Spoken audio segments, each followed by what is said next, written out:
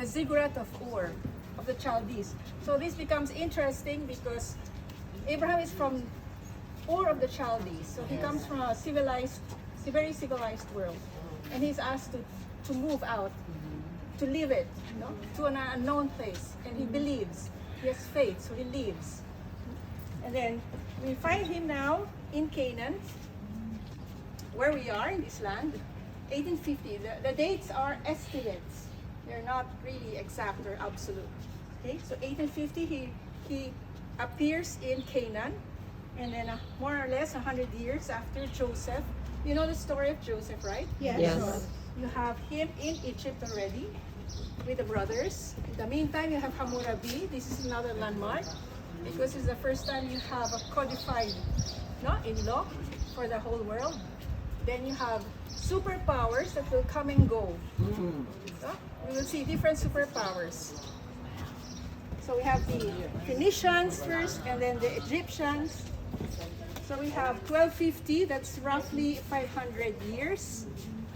And we have Exodus with the Moses crossing of the Red Sea, 1250. And then the next will be, we have the Trojan War here. Then we start the Iron Age. We have the conquest of Canaan. So in the meantime, the people were ruled by the patriarchs, Abraham, Isaac, Jacob. After them was Moses, the leader. They now had the law. They now had a religion, but they didn't have a land. For them to be a nation, you need a land. God promised also land. Okay, so it was only Joshua who entered the land, right? And he conquered it little by little. After Moses, Joshua, they had no leader. So God sent them judges instead. Yes. Okay, so we have 12 judges, but there's only one representative here. Yes. And she's a Come woman. on, Deborah. Come on, Deborah. Yeah, she's a woman, so great for us. Don't forget Barack. Okay, then they envy their neighbors. They want to have kings. God had planned for them to have kings, but they couldn't wait, so they asked for a king. So you have, well, in the meantime, Israel is conquered by the Philistines, one of the bravest tribes that were here. And unfortunately, the Philistines take the Ark of the Covenant. But then instead of good fortune, they had bad fortune. So as you remember the story, they left it. They left it in a field. And you know where that field is? In this area. Wow. So we're in an area which is called Kiryat Yarim. Yes. We don't know exactly where, but more or less, geographically, it's Kiryat Yarim. Yes. Yeah? So this place is, Saxum is close to this Kiryat Yarim, Ark of the Covenant. There is a Catholic church here up the hill that's called Our Lady of the Ark of the Covenant Church. No? Okay, you can look at it later through one of the holes here. There is a church and there's a big statue. That's Our Lady of the Ark of the Covenant. Okay? So Samuel now is tasked to anoint the first king. So we have the first king, Saul. And then David, the next one. And then David will be the one to conquer the land entirely. And so you have a united kingdom. So this is the story. But then this is another text that's very important because God promises him a throne that will last forever. Yes. This is important. The point is, it didn't last forever because we will see when we get to the corner that his kingdom will be divided. Okay? So you have 2 Samuel verse 7. Sorry, take my picture instead of the wall. And the next, his son is Solomon. Sorry. He's known, we know him for building the first temple, right? The first temple is always the temple of Solomon. And then the division of the kingdom of David happens here. No? You have 10 tribes and then 2 tribes. There are 12 tribes, right? So 10 tribes rebel against Solomon. They don't want to pay more taxes. Yeah? Okay. So Jeroboam is the assistant of Solomon, so he becomes the leader and he becomes the first king of Israel, which is the kingdom of the north. And then only 2 tribes are going to be left with the heir of David. his grandson, no? Rehoboam, the king of Judah, or the kingdom of the south. The capital of the north is Samaria. The capital of the south is Jerusalem. Jerusalem. Okay. So once this division happens, we will no longer have one history, but two histories. Yes. Two histories that will have their own destinies. Right? So the destinies now will be here. We only have one representative of the king of the north, because of all of them were bad kings. Bad in the sense of promoting Baals, adoration of Baals. So we only have one here. He's notorious, or he's famous, depends on how you look at it. Huh? Married to Jezebel. Oh Lord. Yeah, and then Jezebel with all her Baals, with all her prophets, fight against Prophet Elijah. Elijah almost gives up, no? Yeah. And this battle happens in Mount Carmel, Yep. Haifa. Yeah, we were there. Yeah, we was just You've been there. Yeah. Okay, very good. Okay, so the kingdom of Israel is going to disappear eventually, no? But that's it. There's only one king represented here. The next kings will already be representatives of the king of the north. Why? Because we're interested in the heir of David. The heir of David. Because the Messiah is going to come Through David. no, from the line of David. So these are select kings. Some are good and some are not. So the first one is Jehoshaphat. He's good because he destroys the idols. Yes. Yeah, Right. okay. The next one is Joram, who's not good because he marries Atalia, Yes. who also promotes That Baals. was cold. And Atalia becomes queen eventually, and she assassinates the sons of Joram. There's one boy who escapes, and he becomes the next king. So he's good if he suppresses the Baals. Okay, so it's an alternate of good and bad kings. Okay. In the meantime, you have Phoenicians settling in Carthage, north of Africa. You have the early evidence of Greek alphabet, no? And then, so you will have some prophets here, just to show that they lived during this time, no? Okay, so we have Micah, Hosea, and then you have another king of Syria. The next superpower is Assyria. So after Egypt, Assyria. Assyria, this is very important for their history because the Assyrians are going to exile the people of the north. And they're not going to come back, not everybody. And eventually these 10 tribes are going to disappear from the face of the earth. Wow. That's why I say they have their different histories, right? But God is faithful to His promise I because took He part said one, it but will not part last two. still somehow. There's a remnant, and that's going to come from the kingdom of Judah, no longer Samaria. Okay, the next is we're in the 700s. 700s we have Isaiah. Isaiah is very important, right? He lived 700 years before Jesus Christ. He prophesied many things that actually happened 700 years after.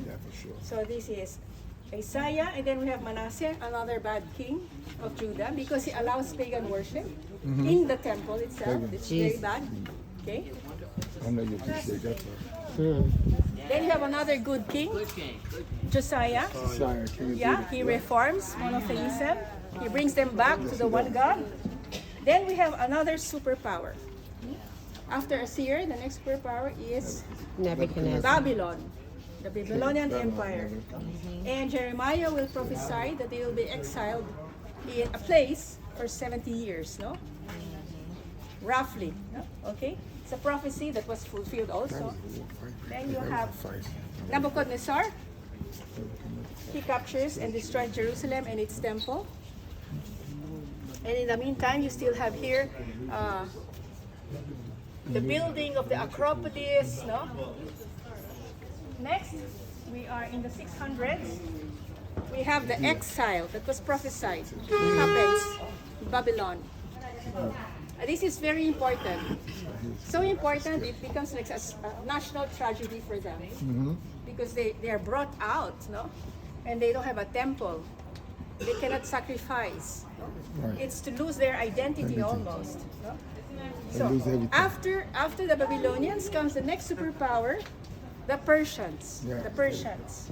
Now, mysteriously, there is a good king of Persia by the name of Cyrus, and he allows people who are not from there to return, among them the Jews. And not Open the only country that, up. he gives them money, he finances the rebuilding of the temple. So they do that. You have Nehemiah, Esdras, no, who go and help. So we have here the rebuilding of the temple of Jerusalem, the first temple, the temple of Solomon. The Samaritans refuse. Who are the Samaritans? Remember that when the people of the north were exiled and some came back, they mixed marriage with non-Jews. So the Jews of Judah didn't like that. So from then on, they had this enmity between them, right? So they refused to help. But anyway, they proceeded, and we're now in, this is already 500 before Christ. So you have Zechariah, you have up here what's happening in the world. You have another superpower coming up, the Greeks. So if you look up, you have important Greek personalities there, Sophocles, no? You have Hippocrates, you have the construction of the Parthenon, you have the Aristotle, you have Alexander the Great eventually. Okay, so we're here, 400, before 400 BC, we have the last prophet of the Old Testament. Yes. Malachi. Malachi. Okay? Malachi. Malachi. So, can you imagine if the whole time God was accompanying you through the patriarchs, through the judges, through the prophets, Yes. now no more prophets. So you'd feel God has abandoned us. No? And the next one, when was the next one? Who's the next prophet after Malachi? Yes? Jesus. Correct, John the Baptist. And then came. But look at the dates. This is 400, and then 400 years, no? Of waiting. It's a long time, right? Okay, so in the meantime, you have the Greeks.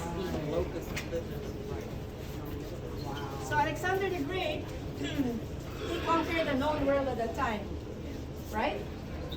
And he built a library in Alexandria, which is in the north of Africa, which is famous, the Alexandria Library. By this time, the Jews in Alexandria, in the north of Africa, could not understand Hebrew, could not read Hebrew anymore, because they were speaking in Greek, no? So they had to translate the Hebrew Bible to Greek, which is called the Septuagint. Legend says Septuagint means 70 scholars translated them. In the meantime, Alexander the Great dies, and his generals fight, no, for power. So there are two parties: the Ptolemies, that's one party in Egypt, and Seleucids, the other one that go to Syria. So we find Syria here. The Seleucids.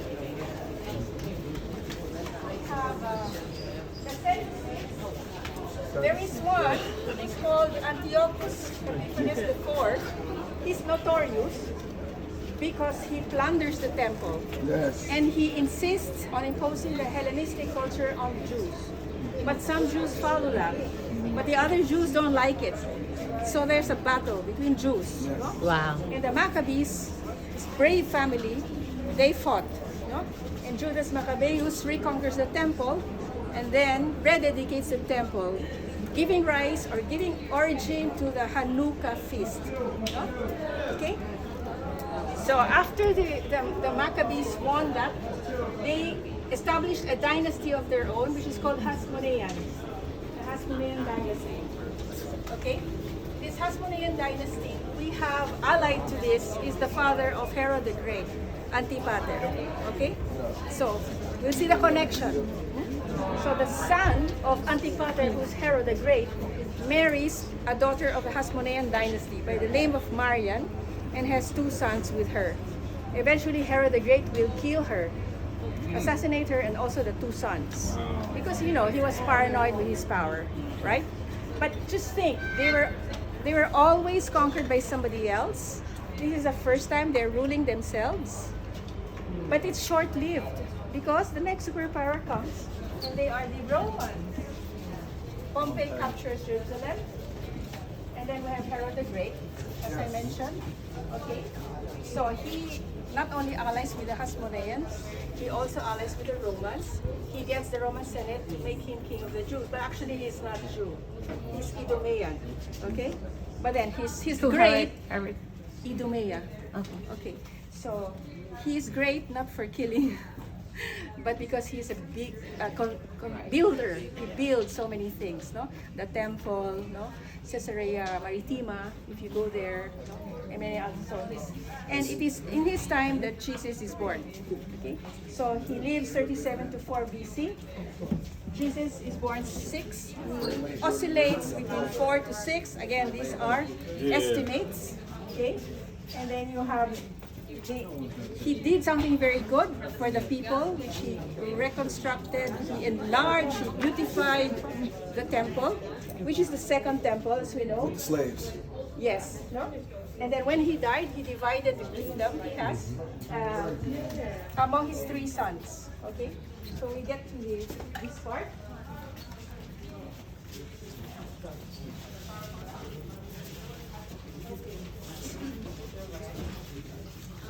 So the land of Jesus is divided now among his 3 sons. Philip takes care of the north, Iturea. Herod Antipas takes care of Galilee and Perea. Galilee and Perea, these are the 2 areas where Jesus was ministering. Also John the Baptist in Perea. And then you have Archelaus was given Judea. But he was ruling so badly that the people complained and they asked Rome to oust him. So he was ousted, and Rome decided to rule Judea, where Jerusalem is, where we are, directly through governors or procurators or prefects. That's why we have Pontius Pilate. No? Okay?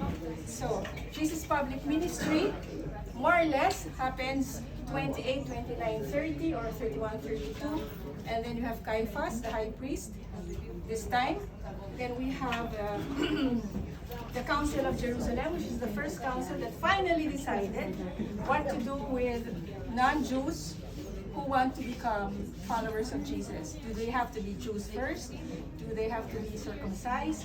Do they have to follow all the laws, the Torah? And this council said, no, no more, no need. Okay, they go straight, follow Jesus. And then something tragic again happens.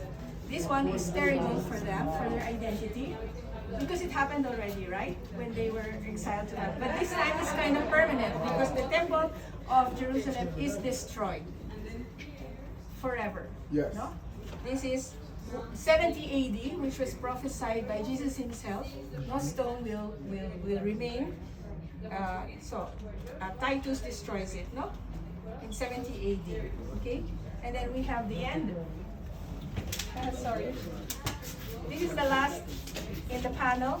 Hadrian is a Roman emperor who wants to erase all traces of Judaism and Christianity from the land and wanted to make a pagan land out of it. His name is Hadrian, and you will meet him in the different places you'll see, because he tries to destroy, he tries to remove. So that's Hadrian. And then the rest is blank. I want to interpret it as if Abraham believed from the beginning, without shadow of any doubt of things that would come, we have the same faith, exactly the same, except that it's already fulfilled. And so we have to pass on that same faith until the end of the world. So this panel ends in the 2000. We're here, we're present. But after us, we have to continue. So the last, yes. Going back to this panel where Paul starts the teaching that there's now no condemnation and everything, and that they didn't have to be circumcised to be in the faith and everything. Yeah. This is where Paul started preaching. Yes. Yes. Thank you. Yes. This is Paul. Paul was the apostle to non-Jews, right? Yes. Okay. So on the floor, you will see 2 signs: one circle and one oblong. Now, the oblong is tracing Abraham's journey, and the round one is the journey of Moses outside of Exodus going. So we'll just follow that very quickly. Okay.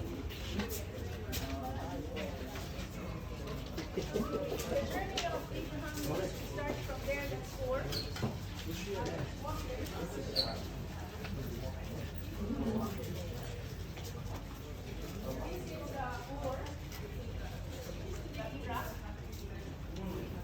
Okay.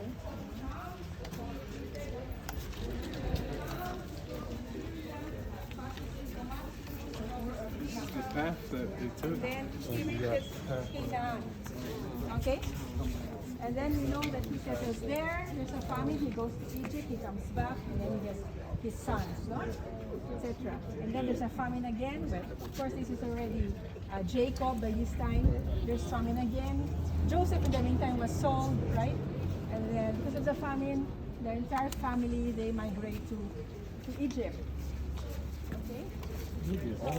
The family is still a friend, but they multiply, they are enslaved, right? And so Moses is asked by God to lead them from Ramses Goshen, that's where they settled, and you have these circular indicators. So they go through this journeying, then here we cross the Red Sea, this is the Red Sea. Okay, we cross it. So we have the manna, the milk, the manna, the water, the rock, the serpent, all of that. This is happening here. And then we receive the tablets here, Mount Sinai. Mount Sinai. The people are still unbelieving, right? In fact, Moses is sick and tired of them already. About done now. These stiff-necked people, they're your people at times. Okay. Wilderness, yep, the wilderness camp. 14 years, enough for one generation to grow up. And all those who came out died except a few. You have a new generation who didn't see all the miracles. So Moses has to educate them again. You have that in the book of Deuteronomy. No, do not do as your fathers did. So finally he leads them. But then when he gets here to where he crosses, and he reaches Mount Nebo where he sees the promised land from afar. He doesn't go. And then he dies. Then you have Joshua who leads them and crosses the Jordan River. The same parting of the waters as the Red Sea. And then he takes the first city, which is Jericho. And then from then on, they conquer it little by little, which we saw there. So this is a summary of. Yes. Yeah. Good job. Yeah. Woo.